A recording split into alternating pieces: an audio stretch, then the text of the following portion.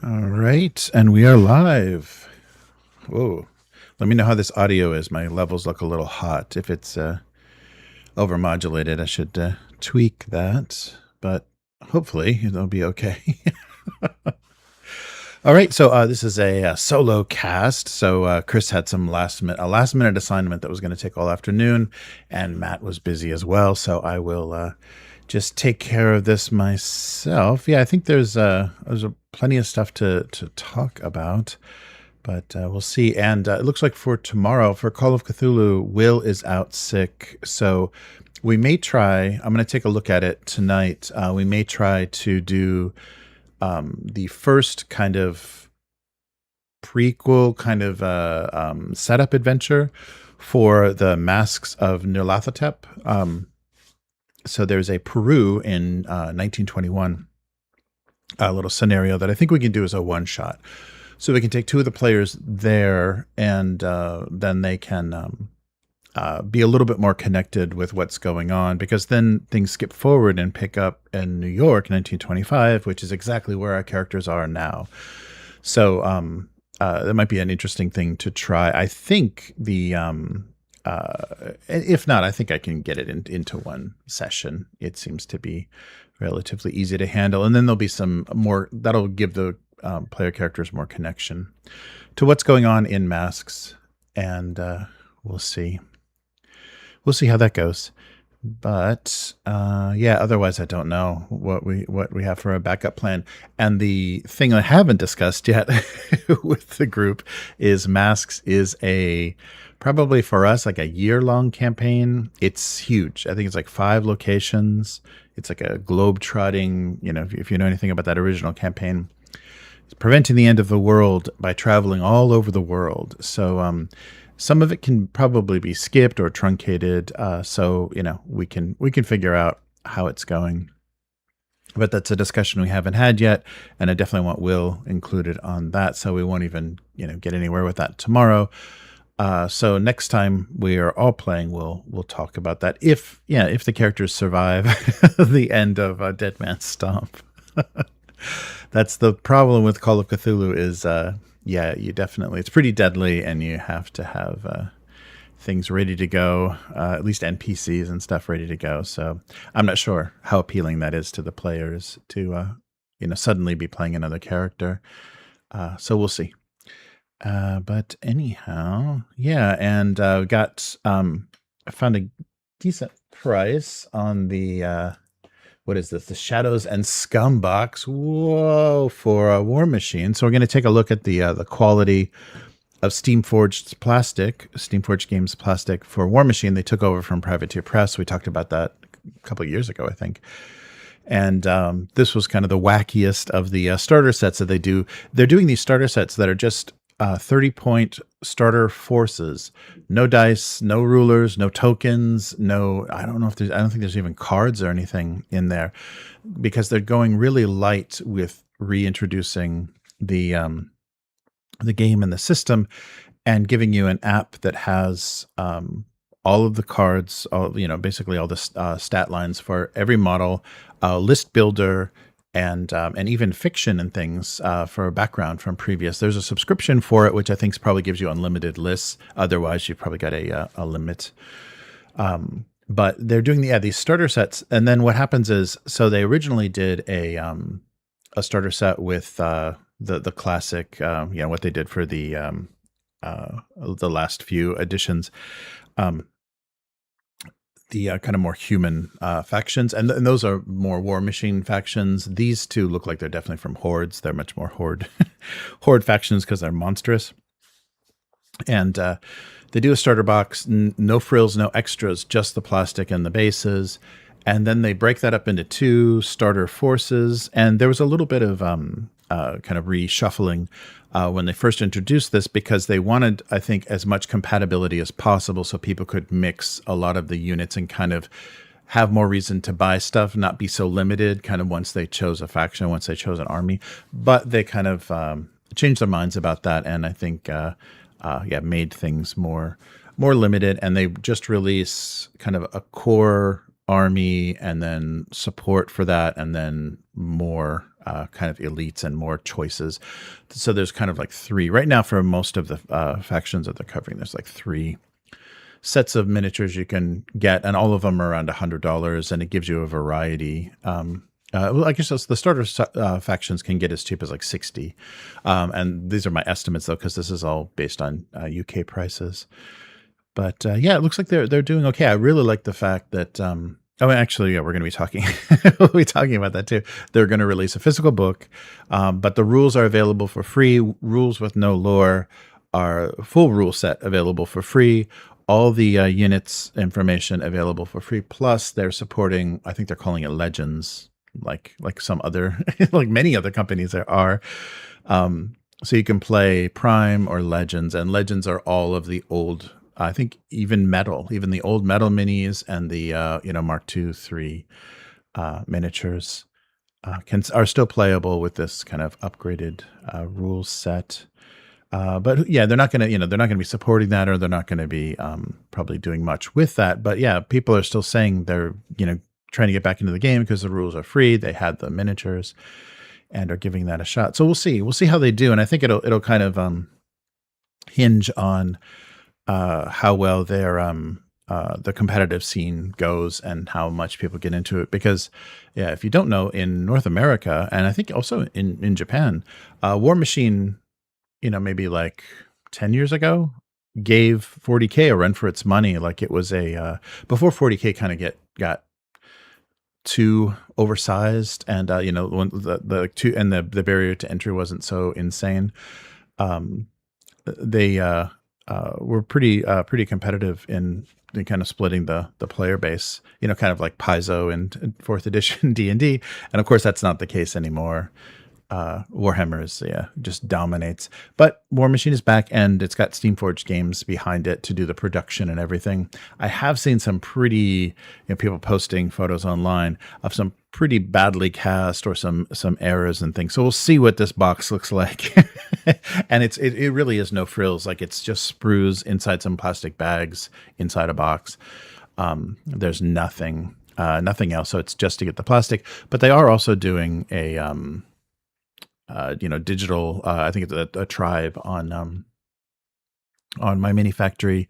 So there's a digital subscription, both for a single limited edition miniature. That's a physical one though. From Steamforged is doing a single miniature that's just kind of a display miniature. I don't know if it's actually going to be statted, but it's kind of like playing around with some of the characters and things in the world. And then there's a subscription that gives you support for support terrain, base inserts, and a lot of stuff for current Warmachine, as well as the Black Operations Cadre, which is I think a Crix faction. So you've got 30 points of that, plus they keep kind of adding stuff to that. So you can play for just $10. You can play Crix immediately if you've got a 3D printer, because you can print 30 points of that pretty fast, pretty immediately. All right, enough Warmachine. I'm going to be going right back to that. But yeah, this is what happens when Chris isn't here and Matt's not here.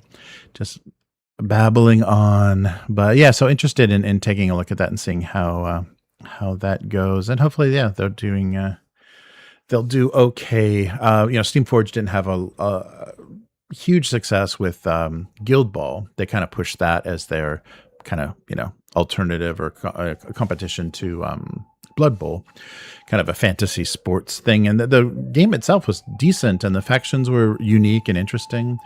But yeah, it's not. So they've had some, and that actually is still around and has moved to a digital only platform as well. I think they're supporting it. You can get the starter set, you can get everything digitally. The rules and cards and everything are available, but somebody else is handling it, or just it's probably still under Steamforged because it's their IP, but yeah, it's being handled kind of separately, so it's not getting huge support, but it does still exist. And the Guild Ball, the thing that was interesting about that is it was literally guilds. It was like a fisherman's guild, or a blacksmith's guild or whatever. So the theming was very interesting. An interesting choice for doing sports. So kind of like the used car business sponsoring a softball team or whatever. It had that kind of like fun fantasy feel. All right. So, well, I guess we can get started for this week. Yeah, we'll probably run pretty light, pretty lean this week, but there's some interesting things to talk about. One of the more kind of dramatic reveals of tabletop wargaming in, as long as I can remember. So, okay, let's get started for this week. And good to see everybody in the chat. Clarion and Abyss, good to see you. And thanks for showing up yesterday for the unboxing. I took a look at some of the Vaesen, the new Vaesen campaign, the starter set, the Mythic Carpathia, and then their expansion of adventures for Stockholm. So that was fun. But let's get this done and see what's going on this week.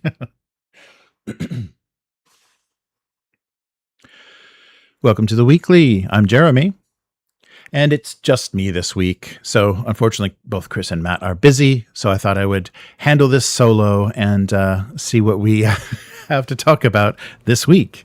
So this week on the weekly, Defiance Games, if you remember that name, and a kind of a reveal. Warmachine gets its core book in print. Avatar Legends gets a physical bundle to celebrate the anniversary of the animated show, I believe. And then Epic Warpath goes digital. So if you were worried about not being able to pick up STLs for Epic Warpath after the crowdfunder, worry not. Okay. Well, this is a big one. So this started out with I got a notice about, so I subscribed for a while to Wargames Atlantic Digital. So I'm on their mailing list, and there was a message from the founder that posted on their website. And before that, Wargames Atlantic is having free postage anywhere in the world when you spend over $75 or £55. So visit their website if you're interested in any of their kits. And they do good historical kits. They've worked their way into sci-fi and fantasy. And their digital archive is amazing as far as giving you multi-part kits and things for just a huge, I mean, the amount of stuff they give you every week is staggering, and it just builds up in your My Mini Factory library. So you have miniatures for everything and bits and modification for all kinds of kit bashing. So Wargames Atlantic's founder wrote us a note. This was posted on October 4th on their website. And this was from, wait, let me see if I can get I want to get this right.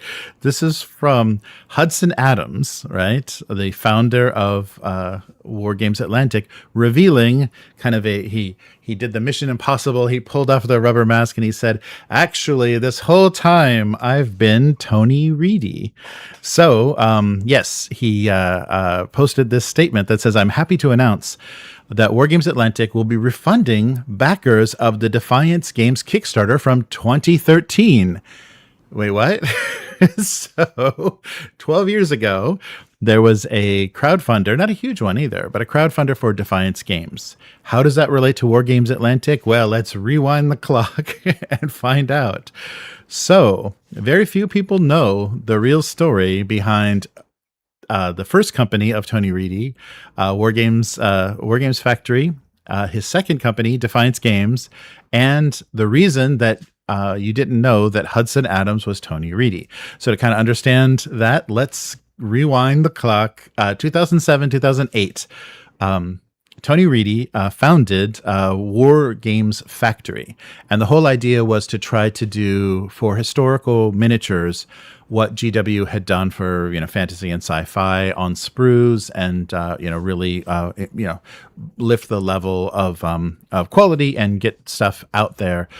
They looked at an all digital tooling process, which they believed at the time Games Workshop was doing, but later realized nobody has actually accomplished that at all. It wasn't a thing, and so they ended up, not wanting to spend do the expense of the slow, expensive process of tooling molds. But it looks like there really wasn't another way to do it. And by the time they figured this out, both Perry Miniatures and Warlord Games had already jumped on the historical miniatures gaming thing. They were feeling a little bit betrayed, realizing they were just kind of guinea pigs because they were working with a Chinese factory that was, I guess, leading them on that this could be done. What ended up happening is the Chinese factory owner proposed a ownership investment in this original company. So in this original, the Wargames Factory, and that they would they hired a couple of toy biz executives to kind of do this thing, and they signed deals, and the quality improved, or the miniatures that they were producing improved. They produced Amazons and Greeks, and we're getting some good results. But then, as happens, and I think this was also the case with Dust, so there was a dispute between the New Zealand company that was partnering to make the last version, the version before last version of Dust, and somebody in China just decided to set up a business and stole it. So the Chinese partnership, or the Chinese factory that set things up, stole and rebranded everything. And so, there was no such thing as Wargames Factory after that point.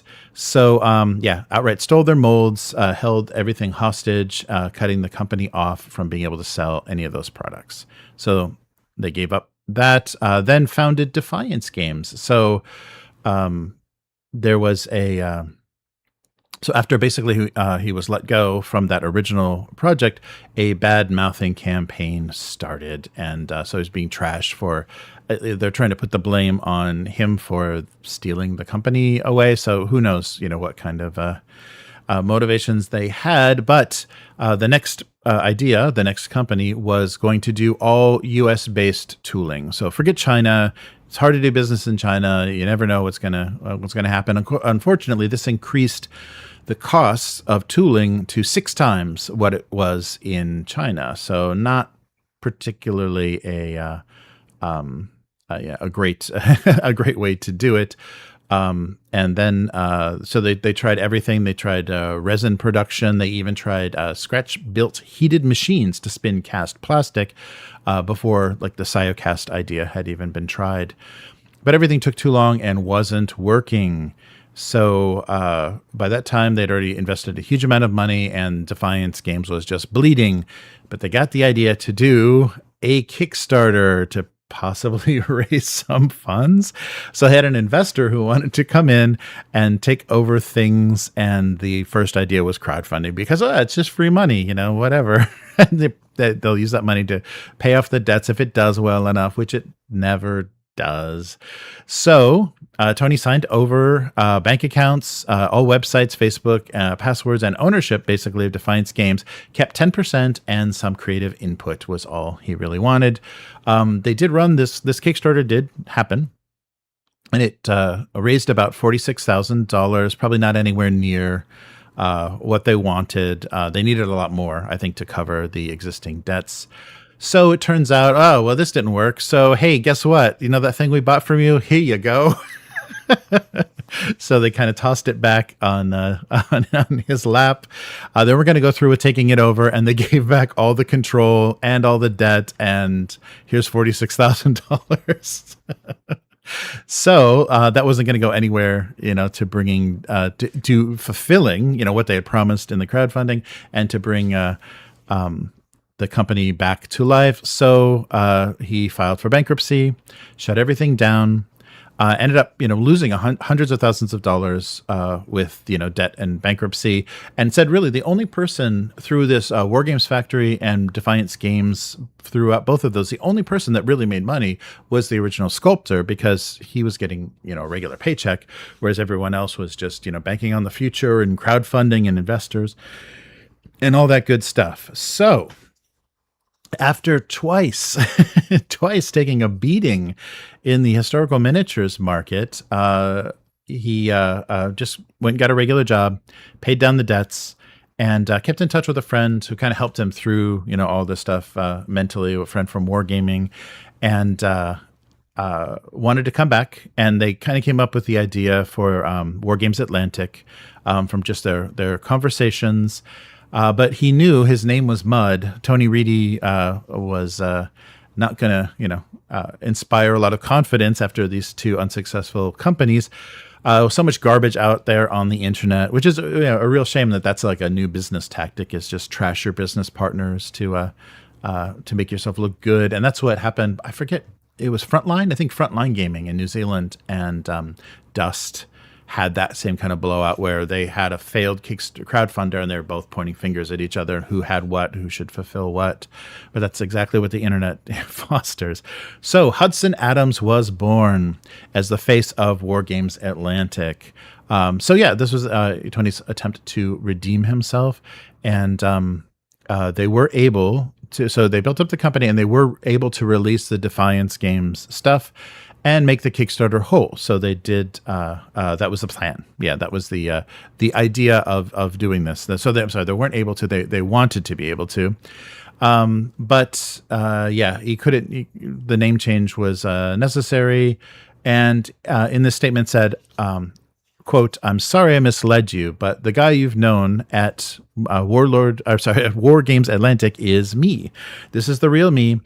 I'm good to my team and contractors and business partners. I try to help smaller companies and boost the hobby as a whole, and I get to make fun products that people love. That's all I've ever wanted to do."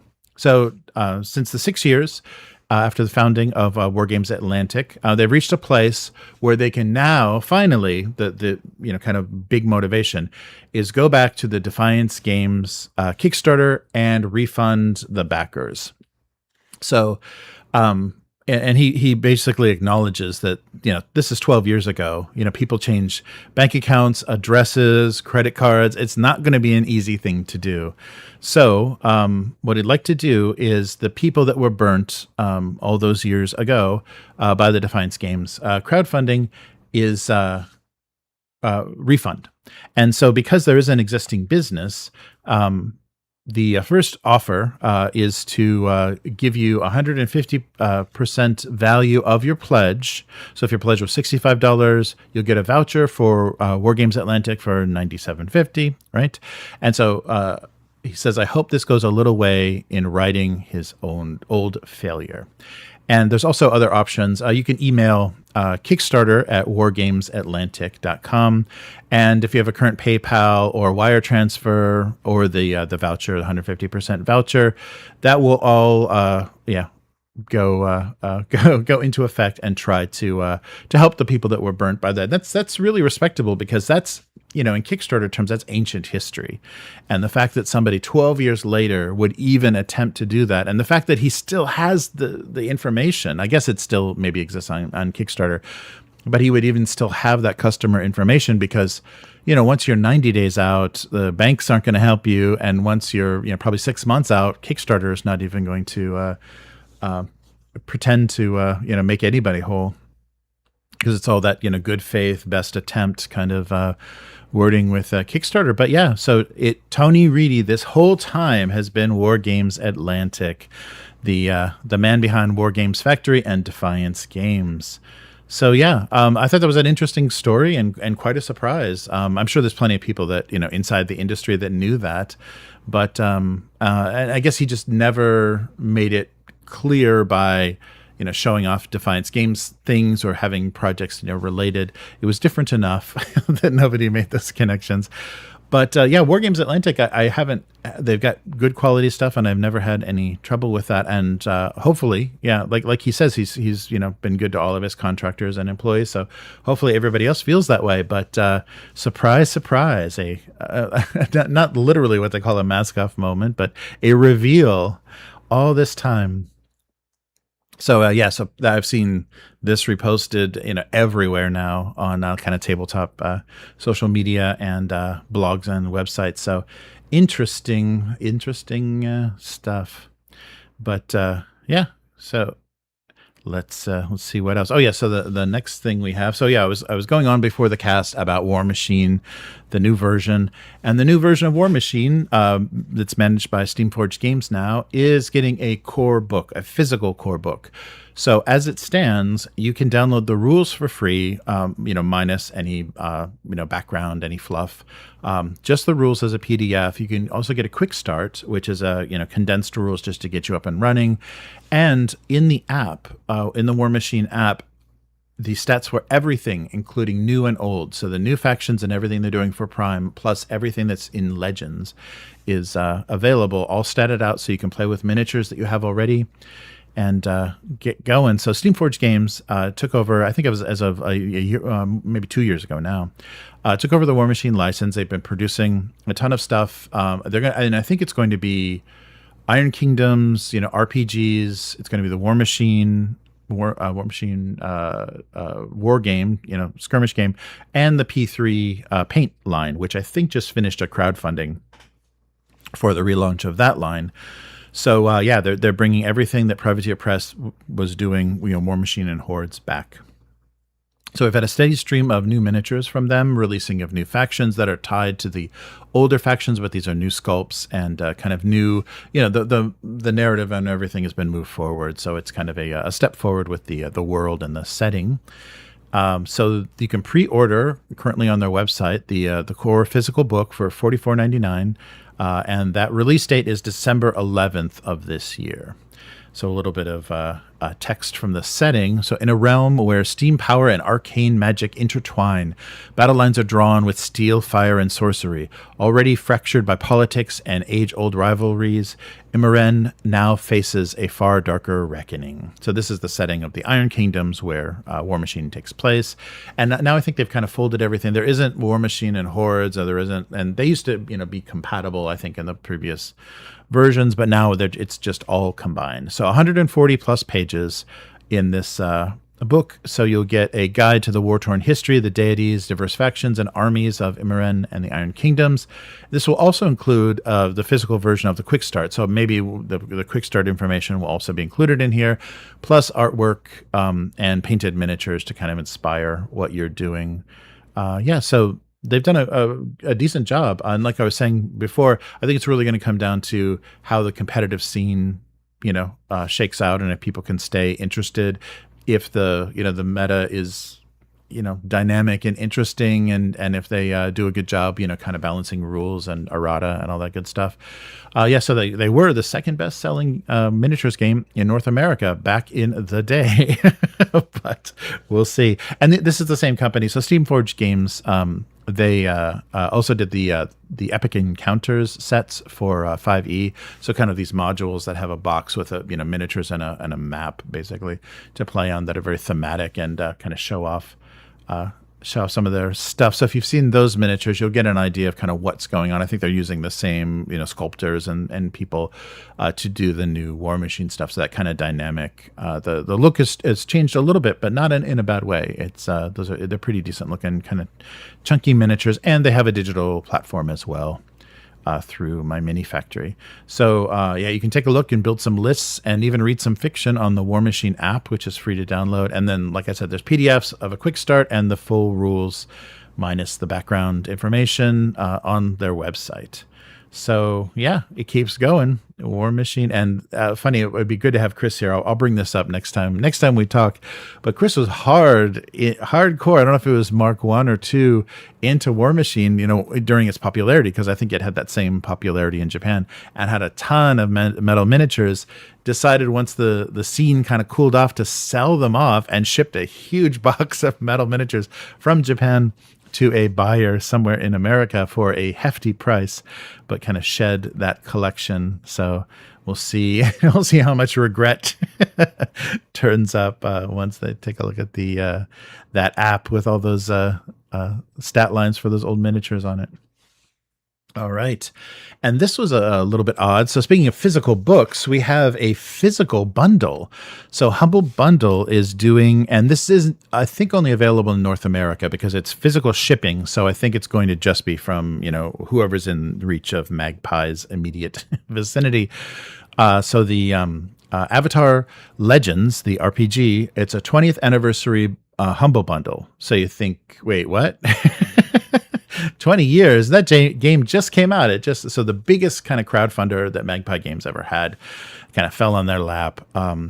the IP, the original animated series IP that it was based on, is now 20 years old. So to celebrate that anniversary, they're doing a physical bundle for the game. So that's going to give you a lot of stuff, not quite what I expected, but a lot of stuff. So $49 US, and I don't know if that, I think that might include shipping as well. You get 6 physical items.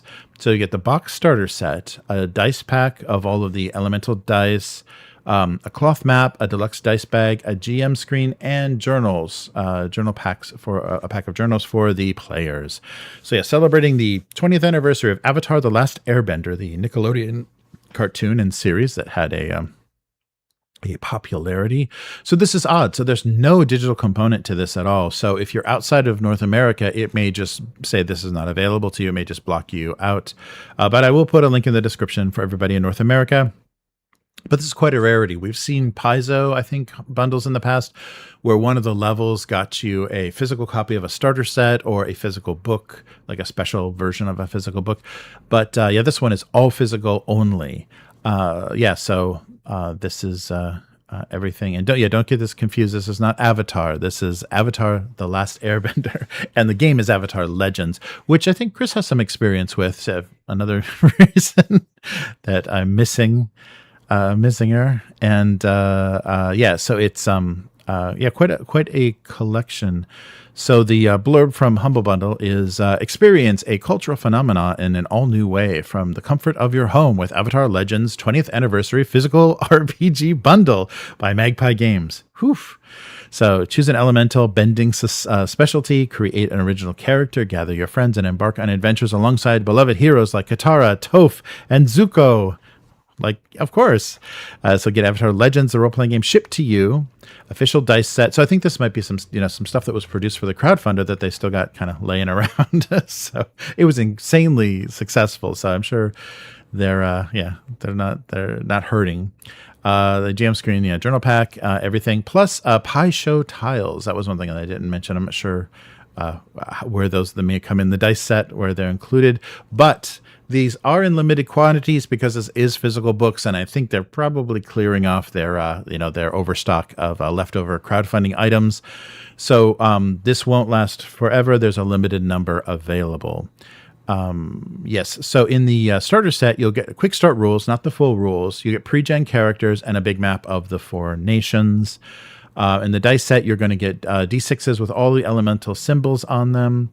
The cloth map. Oh, and maybe the cloth map includes the White Lotus Pi Show tile for people who know what that is. And then a deluxe dice bag that they made for the crowdfunding, a nice GM screen, and then 6x9. The journals are kind of the smaller book size 6x9 journals for your players. Yeah, so limited quantities.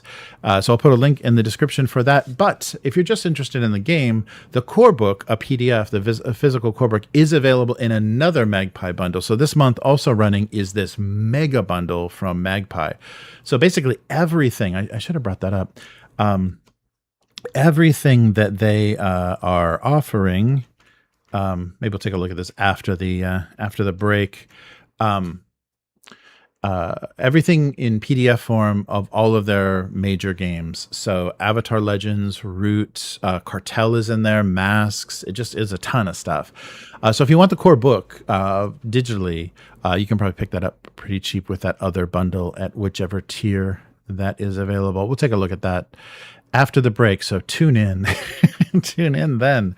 But yes, a physical bundle. I wonder how well that goes. Like, I wonder if that actually works well and if there is a demand for it. But quantities are limited, so order now. All right, and finally, going back to the digital world, let's leave the physical behind and talk about Mantic Digital and Epic Warpath. So we got a big reveal on an update for the Epic Warpath crowdfunder. More Warpath, more often. A big update today talking about the upcoming digital campaign. So yes, that's right. They kind of, they didn't misrepresent. They it was kind of they didn't tell us everything that they were planning because they were just worried about the effect that may have on their crowdfunder. But the crowdfunder was very successful. They were able to tool not only plastics for their 4 armies, the 4 core armies that they wanted to produce for Epic Warpath, but actually a full 8, like everything that they wanted to do as well. So these tooled core armies are, HIPS plastic on sprue. But they were asked during the campaign, are these models specifically, the troop models and the base army models, are they going to be available in STL form? Because the heavies and the supports and everything were available both as resin and digitally. And they were like, we don't know. We don't want to, spoil anything. But finally, they have been outed. The crowdfunding campaign was successful enough. They feel they can release these, and they have the platform already. So they were able to cover the cost of not only the tooling and development of the 4 armies, but a full 8. So the super heavies and additional reinforcements were available from the campaign, both as STL and resin. And also in 5 languages. That was the other thing that was fulfilled, is they did it in 5 languages. So this is their first system ever to be fully released in every one of their markets. So they didn't have to limit it. And maybe because some of their stuff is IP, like Halo is IP based, so maybe they can't go everywhere with that without paying more money. This is the first game they've released in every market that's available to them. And now they have said, because they have sufficient funds they covered all of their expenses already. If you were an STL backer for the Kickstarter itself, you're going to be able to pick up the rest of the armies, the core armies, for as little as £5 per army. They will be available in the Mantic Vault. Anybody that backed but didn't do digital, they're going to give you a discount as well. So both through the Mantic Vault, which is their digital subscription platform, and My Mini Factory as a tribe, I believe. So it's going to be another digital archive release. The STLs for all of these are going to be available. So I was really contemplating, like, kind of, back and forth. Well, we probably, once we've played, we're probably going to want to add reinforcements as soon as possible. So it's good to know that all this stuff is going to be available sooner rather than later. So there's kind of a placeholder right now on My Mini Factory for this, for the upcoming tribe that you can, I guess what they're calling is just their campaign, their digital STL campaign. So I don't know if that's a tribe or what that is on My Mini Factory. I'll put a link to that. And welcome to the Warpath universe. So across the galaxies of the co-prosperity sphere, vast armies of humans, aliens, and artificial life forms wage war over resources, ideology, and survival. So yes, the digital STL campaign will give you high-quality, professionally supported 3D printable files for basically everything that they've released. And the thing that I like is, since they are able to do all 8 armies, I think the game is kind of, done. It's kind of, they may come up, there may be some, future development or future ideas, but basically they have 8 balanced armies, and it's a finished game with, rules, maybe through more extended play, they may tweak a little bit, but they've got, kind of a finished, established game. And I like the fact that they do that instead of, dangle another faction coming out there and string you along and change the rules. So you want to switch armies because the one you play sucks now. I'm glad that, this has kind of a more finite feel to it, and that you can digitally be able to get a hold of these models. So I'll put a link to all this stuff if you want to be notified by that. That's going to be a really cheap way to try the game as well, because I believe that supporting this campaign in either way is going to give you a digital copy of the rule book. So you have the rule book, and then in the app, similar to Warmachine, in the app is the army builder. So you'll have the rules available digitally, a little less accessible, but very clickable, very nicely linked in the stats. But you'll also get a PDF if you support the this campaign in any way. You'll get a PDF of the full rule book with the background setting. We took a look at that when we took a look at the Plague Core Army. Yeah, so everything that you saw in that unboxing for the Plague Core Army will be available as STLs as well. So yeah, that's great. I was wondering, they were kind of being a little cagey, kind of, I don't know. And this allows, if Chris really hates this kind of 10, 12 millimeter scale, because it's STLs, we can take it down to 6. We can do true epic scale and cut these bastards in half and see what they look like off of the printer. So yeah, now that they're digital, we can even play with the scale, and maybe we'll do like a 12-inch version of those little 12 millimeter guys. Let's see how that goes. All right, so that's going to do it for this week. So take a look for Chris on social media at HiveMind and also on itch.io. Take a look for Matt on Drive-Thru RPG under Matt Robinson. And Matt's got some great supplements for some games on there, which I may or may not have illustrated. And and you can also check out Abuse Cartoons. So Abuse Cartoons is a single panel gag cartoon that I've been drawing for decades. You can watch me draw that on a live stream someday, and there's a huge archive of them on YouTube and Twitch under Abuse Cartoons. And you can read 20 years of abuse cartoons on Go Comics. So gocomics.com/domestic abuse. And if you like what we're doing here on the weekly, consider becoming a weekling. That's the tier that lets us know that you're enjoying the show, and you can interact with us and let us know what you'd like to see more of, what you want us to cover.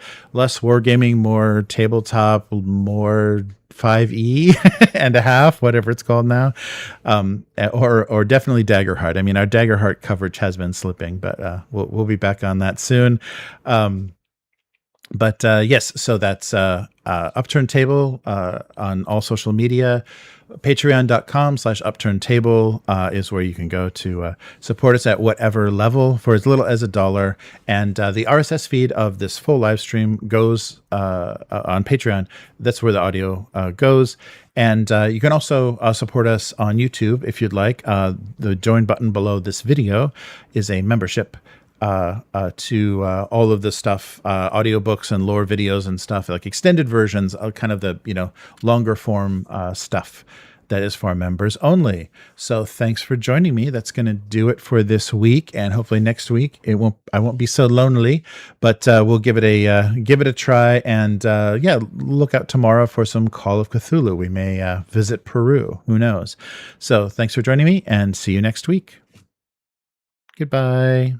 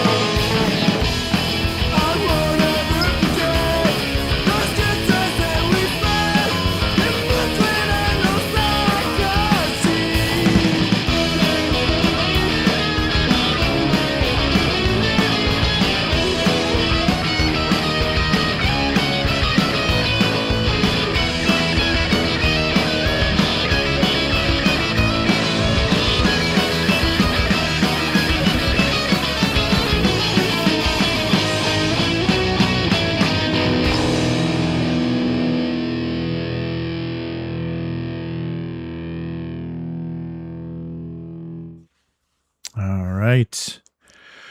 Well, we got through that, a week of nonsense, but yeah. Oh, and I was mistaken. So, sorry for the weird anticipation there. Yeah, the Magpie kind of best of Magpie mega bundle. It was weird because I searched for it and it let me look through all the contents and everything. So I thought that it was still active, but I guess they keep old bundles still archived. That was really weird. Because now it's saying the bundle you're looking for was, finished earlier this year. But that had everything from Avatar Legends, Root, their kind of young superhero game Masks that's powered by the apocalypse. Cartel, their what is the kind of Mexican soap opera game that they did. They did a bunch of different. There's like a Shakespearean game. Like Magpie did a bunch of stuff, so it was really funny, and a bunch of kind of original stuff. So it was really funny that they did Avatar Legends and had such a huge success because that's their first big and maybe they don't own Root. Maybe that's the board came from the board game, but it was a huge IP for them to manage. There we go. Oh, Matt's linking a tabletop horror. Yeah, if you want to get some Goodman Games horror in there. Oh, that's right. Fanatical. I have to keep an eye on them as well. I wonder if that's where I saw it. Yeah.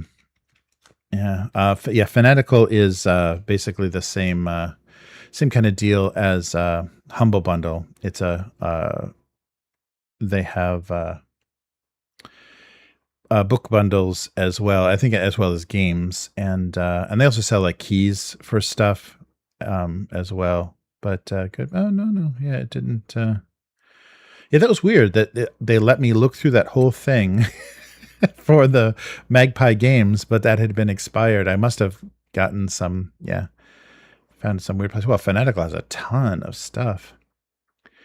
But they're more video game oriented. They do have their book bundles though. Well, that's cool.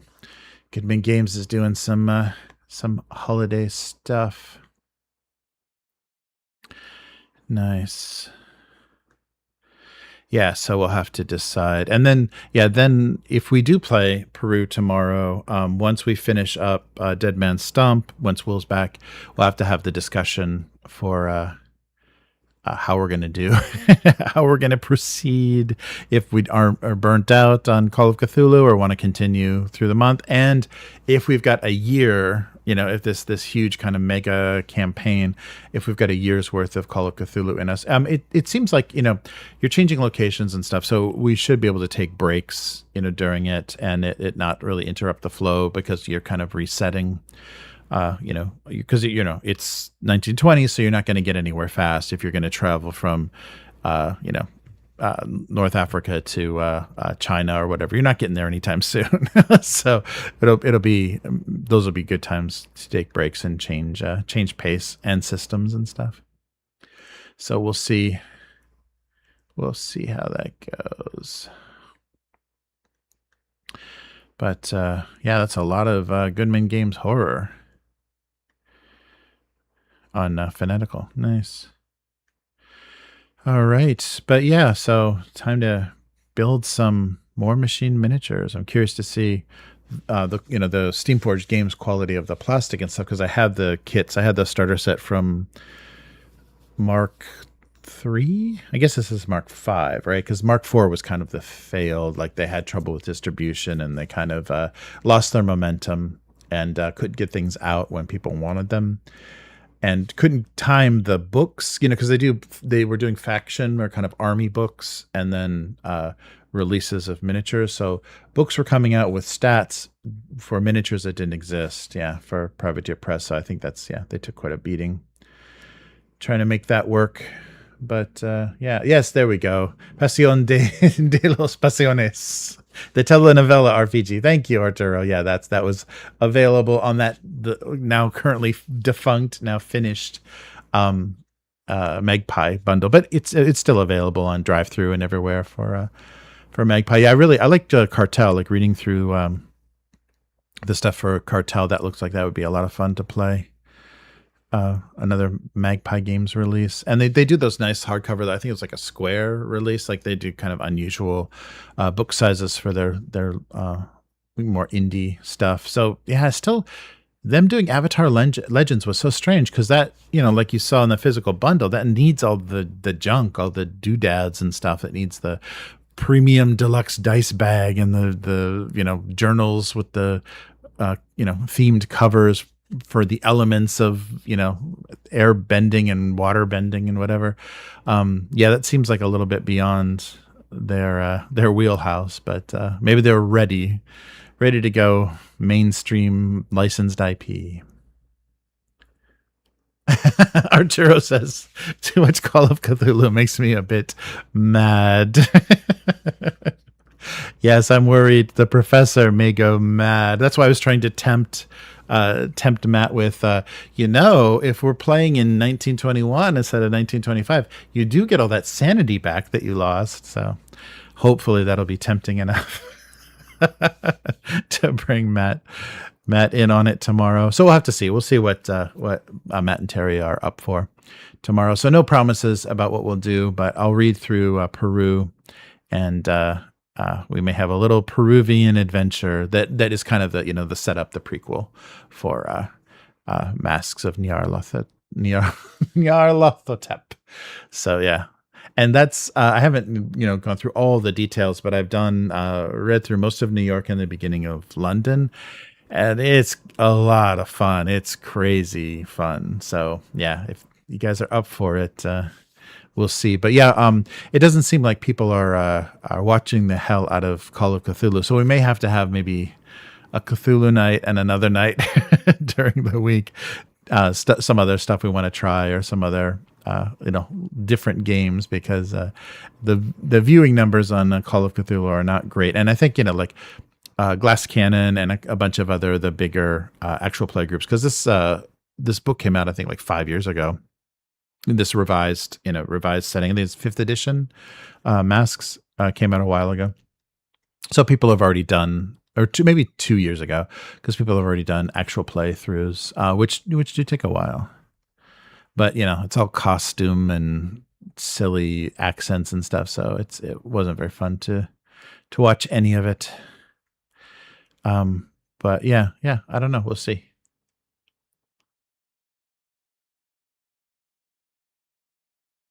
Oh, Arturo is willing to GM. Oh, wow. That would be fun. Then I could go insane. Cool. Hey Quark, how's it going? Good to see you. Yeah, we're debating what to do with our Call of Cthulhu. And the other option too, because you have such an extensive campaign, they also, in this 5th edition of Masks, they offered to let you run it as pulp. Pulp Call of Cthulhu, which basically just it gives you some more options for skills, and it expands the luck spends, so your characters can be pretty indestructible. If you've got the luck left over, you can kind of save your life or save your sanity, and so you're a little bit more pulpy. You can do a little bit more ridiculous things, but that means the survivability of the characters is much greater. We're playing a little bit kind of like Pulp Call of Cthulhu light by using the optional luck mechanic. But in that rule set, it's much more extensive. And in this latest edition, they kind of give you stats for both.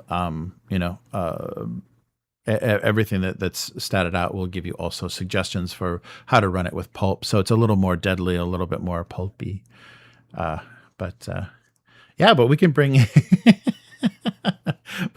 bring Arturo in. I mean, we're not limited. That would actually be would give us some flexibility. Yeah. So and I just got the idea because we have that whole set of modules because of the alchemy bundle. So that was that was included, not only the starter set, but the whole thing from Masks is included in that alchemy set, which was a big reason that I wanted to get that bundle, because it's a huge amount of stuff.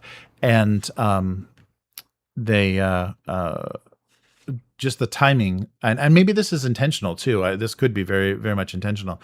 The timing of the third adventure in the starter set is right. You're in New York, so immediately you can pick up. If you skip Peru, you can pick up right with the beginning of Masks. So yeah, that was that was just kind of it presented itself so obviously, but it is a commitment. It is a pretty big commitment. So yeah. Yeah, definitely. Yeah, we can definitely add a because that would actually be perfect. The perfect timing to include a new character just as that's kicking off, because the old group can kind of get shaken up. Oh no way! Oh, Arturo's got. I watched an unboxing of that. Yes, so it's a shame that we are playing digitally, like we're playing online, because the physical, the Lovecraft Foundation produced an insane box of physical props. So all of the letters and pages, newspaper stuff, all the like usual Cthulhu handouts, but it's just ramped up like crazy because there's a USB stick that has dramatic audio readings of a lot of the the journal entries and stuff. They got actors to do stuff. It's insane that the physical props. Oh wow. Oh nice. Nice. Arturo wants to do Peru. Well, should we wait? Yeah. It's pretty long. I mean, from just the little bit of reading that I've done, it's pretty huge. Oh, nice. Quark's got the Masks books. They've been looming. They're looming for a long time. One day I'll play. Yes, and even if we don't play it or not, I ordered the physical books themselves too, because they're just it's just beautiful. And if we do play it, it'll be so nice to have the physical books instead of just be dragging through PDFs. Oh, Arturo's got the voices for Peru. Oh man. So we can talk about it, and if as schedule wise too, Arturo, if you're available, we can figure that out. Oh, but those physical props are insane. So take a look online, like on YouTube, for any of the unboxing of that stuff, because it's in like the separate locations are in separate folders, and there's actually a sealed folder that you kind of open at the time, and everything is just presented insanely well. That box of props is great. Oh, that's right. Yeah, everybody gets a League of Nations passport, and you can stamp as you go to the different locations. You can stamp the passport. That's insane. That is so insane. They did, and that one, I think at the Ennies, it just like for physical, game aid or whatever the category was for supplement or accessory. Maybe accessory is what I'm trying to think of. They won the gold for accessories for the Masks, like physical props box. Yeah, it's insane. Yeah, Arturo's like off trying to make money and stuff instead of gaming. What's going on with that? Abyss says. This would be so fun to be able to play in person. I don't know if we have a year that we could meet to play in person, but I think weekly, because a few of the people that I was watching them discuss their Masks campaigns, they took 2 years and 2.5 years, but they were only meeting twice a month, and one of them took like a 3-month break from it. So if we do weekly and just kind of cycle in some other stuff occasionally, we can probably we can have a year of Masks. Arturo didn't sell out; he bought in. Take that, Abyss. So we can we'll have a talk about that, and maybe if we don't end up playing, then tomorrow we can just jump on the live stream and discuss stuff. But Arturo, if you're available, it would be great to include you in some Call of Cthulhu. I don't know, time commitment wise, I mean, it's a pretty long running campaign, and it might be hard for characters to pop in and out. It might, you could probably exit during a location change, but it might be hard. Yeah. Session to session. So we'll see. And we'll see if Will and Terry are even up for it.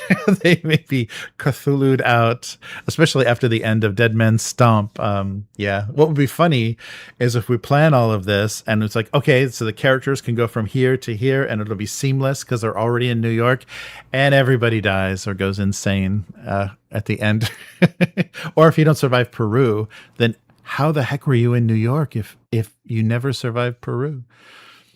Yeah, prequels are dangerous, I think, in Call of Cthulhu. I don't think anybody is foolish enough to attempt that.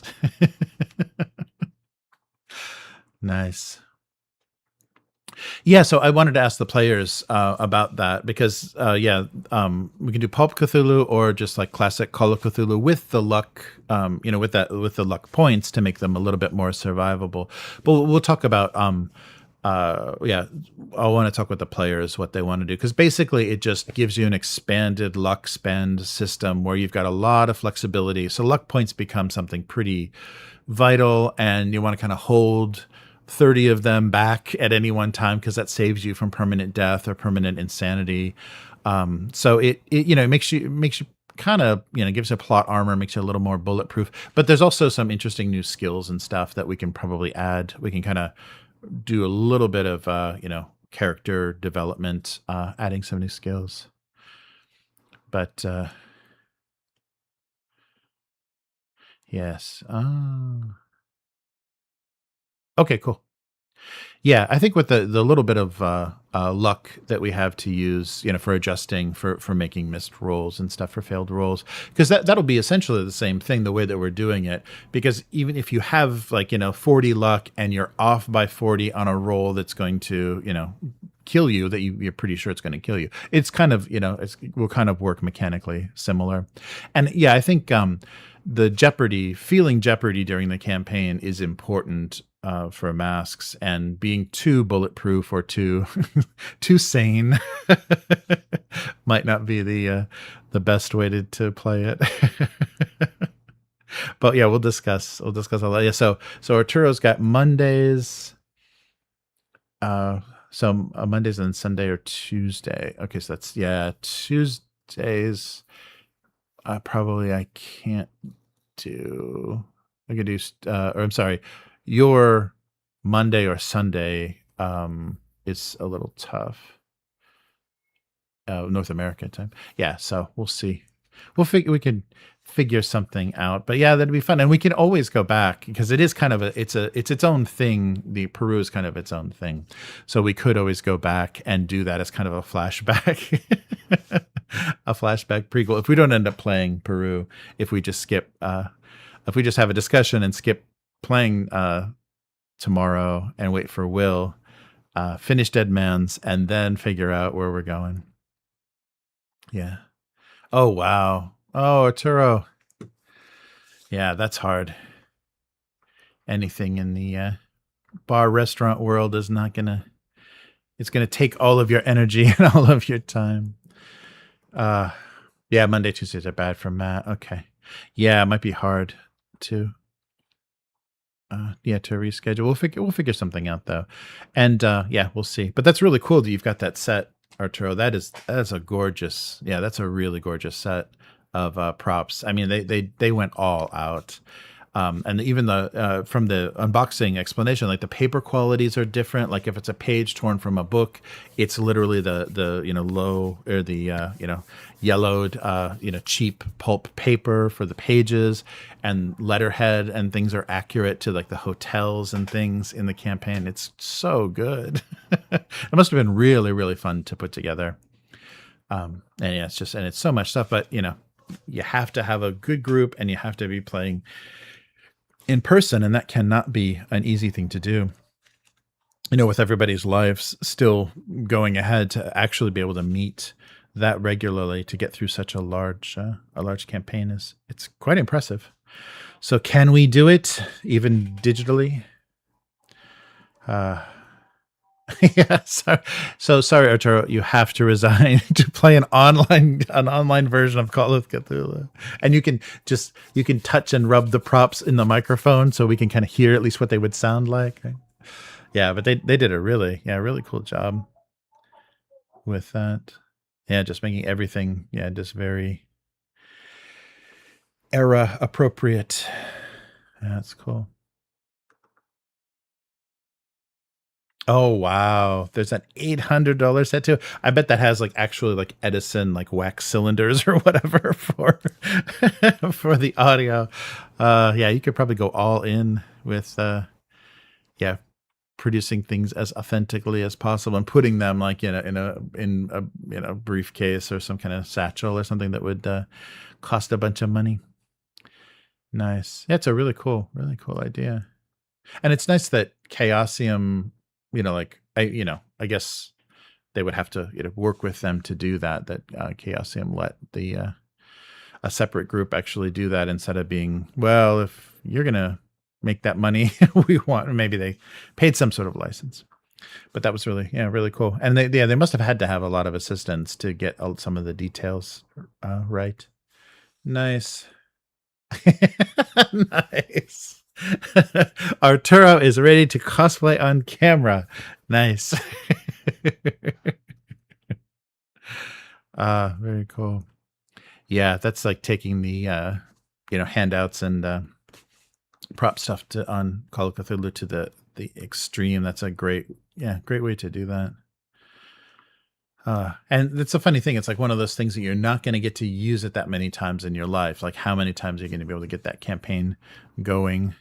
And I guess you could play it, if you really, really were crazy and, hacked it down to just essentials. You probably could play each location as a one shot and, have a climax if you just wanted to experience, the basic. But I guess there's a lot of subquests and a lot of like red herrings and stuff that'll take you off course that are fun, that have some fun, fun role play that's not directly connected to the main campaign. So it's very dense. Yeah. I think England has the most to take you off course. Nice. Oh, that's cool. Yeah. Very cool. So we just got to get together. Let's just rent a house for a year somewhere in North America. Actually, do that somewhere in Japan. I'm sure it'd be much cheaper. And just live and play. If we did it daily, we could probably get this thing knocked out in 3 months. Yeah. If Chaosium would sponsor us. Oh boy. But yeah, that's cool.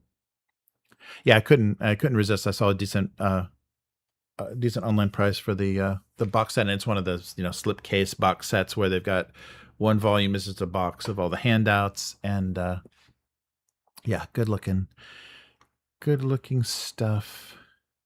And and so we've got the whole and I can't believe that was part of the bundle, because it's everything for that campaign in Alchemy. It's all the handouts and NPCs, and I mean it's a lot. Just the introduction that shows all the like notable NPCs, it's just pages and pages and pages. So that's all in there. That's great. It's a ton of work.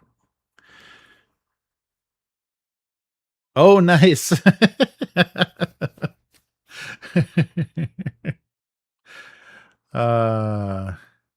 Oh, but yeah, right, Matt. Yeah, she's definitely Abe. She's in the mold of Abe. I think she's. Oh, sorry, we're talking about the new Japanese prime minister, the woman. She hasn't been, because they don't have a coalition yet. She's not officially the prime minister. She's just the president of the party, or head of the party right now. But we're gonna see some interesting interesting changes in Japan, but probably not anything that very different from what was happening under Abe. I don't think she's any more hyper nationalist than Abe was, because he wanted to bring the military back, and was talking about compulsory military service, and so maybe the Japanese yen will recover. But there's nothing. She's nowhere near the LDP is nowhere near the what's the Sansaito. Those are the ultra hyper nationalists. They're the they want purity tests and language level tests and everything for everybody. They're the real fanatics, and the ones that are still like they're anti-Korean, anti-Southeast Asian. Like they're that's the party of the scariest. She's not any worse than the previous administrations, but look what happened to them. Oy, oy, oy. Let's not talk about that. Yeah, that'd be fun. So so we'll figure that out. We'll have a discussion tomorrow before stream, and then decide if we want to play or wait, or what we'll be up to. But yeah, good stuff. Yeah, was there anything else? Yeah, so that was nice that we're going to get everything available digitally for Epic Warpath, because I was looking at Mantic. The shipping from Mantic for physical stuff is not good. So I was a bit worried about adding to our armies in any way. But we'll see. Just got to get together physically more often and get some of these games played.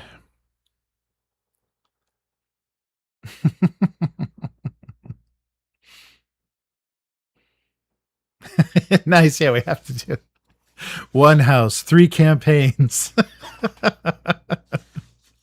6 players with rotating game masters. And we just have to run it. We have to run it with like no sleep. So you just have to like tag in, like game masters just have to tag in mid session and just run it as a continuous, and players just fall asleep or fall down from exhaustion mid session. Yeah, we could definitely, if it got to be too much masks, because it seems like, depending on England's probably the biggest. Like New York sets up a lot of stuff. England might be the busiest, but then we'll have like some, like 3 to 5 sessions. We'll have a location switch where we can do another game during that time. So yeah, whichever would work. Oh, they've got all the props digitally as well. Oh, thank you, Abyss. I'll have to take a look at that, because there might be some good stuff that I can put into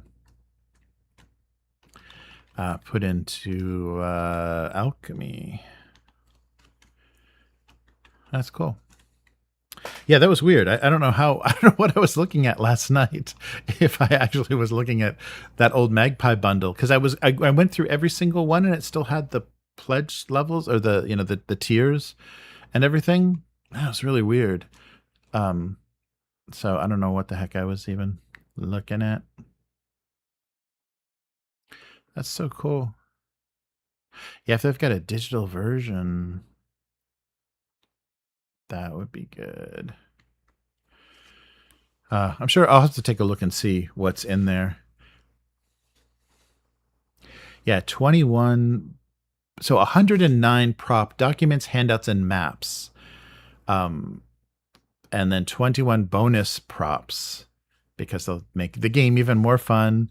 There is a wax cylinder case with a custom USB drive that has audio files recorded by professional actors for each of the transcripts of all of the written stuff.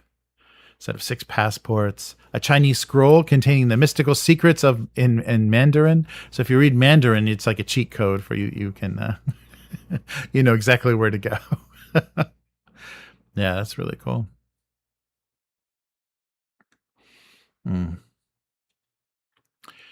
Wow. Oh, there's other collections relating to masks. The Dark Adventure Radio Theater Standard Edition. Nice.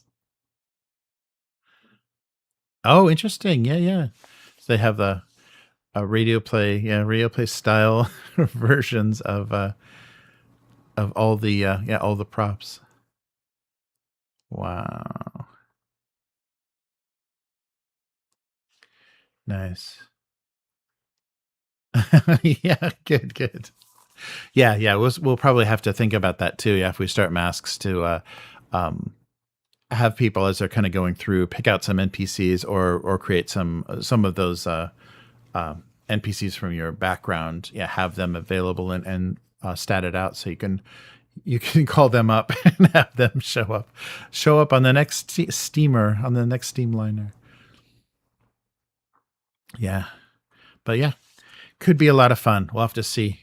And it might be, I mean, it's a lot. It's probably the biggest undertaking we've done for the actual play on the channel. So we'll have to see. We'll have to see if we're up for it, or if we fail, if it falls apart halfway through. Yeah, because that's been the thing. Anytime we've undertaken something that is a published long form, like larger campaign in the in-person group here in Japan, it's always fallen apart. Like it's always people just get busy and kind of just drift off and everything. So yeah, it'll be interesting to see if we can if we can pull off masks online. Crazy. Well, cool. So let's see. I think that's everything. There was something else. Some other weird thing in the news that just popped up. There was some strange sale or something. I can't remember, but it looks like the EA sale is going to be protested, or they're just like petitioning like the FTC or whatever to take a closer, or I don't know who has authority, but take a closer look at the Saudi Arabia owning Electronic Arts. I thought that was interesting. What was the thing related to tabletop though? I can't remember. Somebody buying something. Oh, that's right. They handed over all the rights for all tabletop stuff, barring existing licenses. So One Ring and the 5e port that Free League is doing for One Ring won't be affected, anything existing. But all the tabletop stuff is going to Asmodee. The Friends of the Fellowship or whatever Embracer calls themselves now, gave full rights to Asmodee for all the tabletop games. So that means further versions of any of the card games or board games, the War of the Ring and all that stuff is going to go to Asmodee. But I don't know how much it's going to affect, because I think Asmodee owns every company that produced anything anyhow. So yeah, I don't think it's going to have a big difference. They own everything that in any of the smaller studios.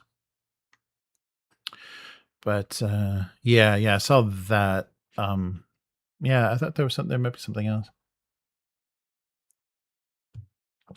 We had our first big drama, the reveal. That reveal for Wargames Atlantic was very funny. I saw that come up like, oh, okay. I'm sure Tony sleeps better at night. People stopped calling him Hudson at the conventions. I wonder if he literally wore a Hudson Adams name tag or badge, like the badge at Gen Con. It's like, wait a minute, that guy looks like Tony. He's calling himself Hudson. It is I, Tony Reidy, all along. Yeah, interesting. Yeah, it's funny. It's funny to kind of to go back 12 years to clear your conscience about who got screwed over. It wasn't that many people though, because it was only $46,000 or whatever. I mean, it's nowhere near some of these like $1 million debacles, and especially in the video game space for crowdfunding. PC games and video games, they run away with millions of unfulfilled. We tried to make a studio and work for 10 years and develop a game. We just couldn't do it. With $2 million. Oh, okay. Crazy.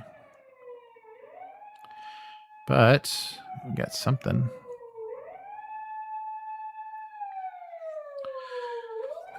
All right. Well, yeah, so we got some decisions to make tomorrow, and hopefully we can text message Will and at least get a temperature, see how high his fever is running, and get a little bit of his thinking. So at least I know what to prep, because it's going to be a lot of stuff to prep, even with all the alchemy stuff done. It's going to be some work to get it going. But yeah, so we'll see. So tomorrow, possibly Peru, possibly a discussion. At least they're going to get to roll your luck, roll to get your luck back. That'll be the exciting part for tomorrow. But and it might be, yeah, and we may just want to spend some time, if we are going to move forward, spend some time doing the kind of significant NPCs in the background, and then fleshing them out as far as rolling them up as characters, so we don't have to do that too last minute. Let's see. Oh, nice. Arturo kickstarted the Lone Wolf board game and Invincible by Free League. Nice, nice. And more yeah, right. There's more Mothership coming out as well. Yeah, they did a whole other set. Yeah, we got to get some Mothership going. That might be a nice what is that, Epsilon 14 or whatever, or 12? That might be a couple of those smaller Mothership adventures might be fun to kind of cycle in when we don't have all the players or whatever. We can have Mothership characters waiting and just kind of play through some of those, because some really good stuff. I don't know if they're necessarily one-shots, though. That's the only problem, is they might play a little longer, depending. Nice. Yeah. Arturo said, yeah, Abyss said, yeah, crowdfunding with video games, it really should be the mindset of just throwing your money away. But yeah, because the whole production, and I even feel that way with at least with smaller movie productions, it makes sense, and they could really use the money because they can make that money go further. But with games and stuff, the way that you have to build teams and things, you can't just go to a city and hire people from the union to be your grips and your electricians and you don't have that with video games. You have to kind of do a whole build up and hiring of teams to make everything possible. And yeah, that stuff just goes bad too often. Oh, nice. A Mothership module. Otero has a Mothership module that's all the legal profession, contracts, user agreements, and lawyer class. Nice. A lawyer class. Nice. Oh yeah, and we still have to decide if we're going to bring Terry into Vaesen. Yeah, I got thinking about that, unboxing the new stuff. We got a lot of new mysteries and a new archetype. Terry can be a vampire hunter. I guess we then have to go to Carpathia. There's no vampires to hunt in Uppsala, or are there? Yeah, that's cool. All right, yeah. So some decisions to make, and we'll figure out what's doing on our weekly actual play, and see just what people are up for and how we can balance it. So I'll read through Peru tonight, so we can actually do that if need be, and otherwise we'll just do some planning. So. Yeah, so frustrating. Arturo needs a part-time, very busy job, so that the other half can be gaming. All right. Well, I think that's going to do it for this week. So thank you very much to the patrons and members that make this all possible. And we'll be back tomorrow with at least a discussion of how Call of Cthulhu will proceed. We're down a player, so we're going to wait to finish Dead Man Stomp until Will is healthy again, and because he's financing the whole thing, so you guys aren't even going to be able to get kicked out of your hotel room if Dante's not around. So we'll be back again soon, and so thanks for joining me, and hopefully next week Chris or Matt or something other than just me talking at you. And take care, everyone, and see you again soon. Goodbye.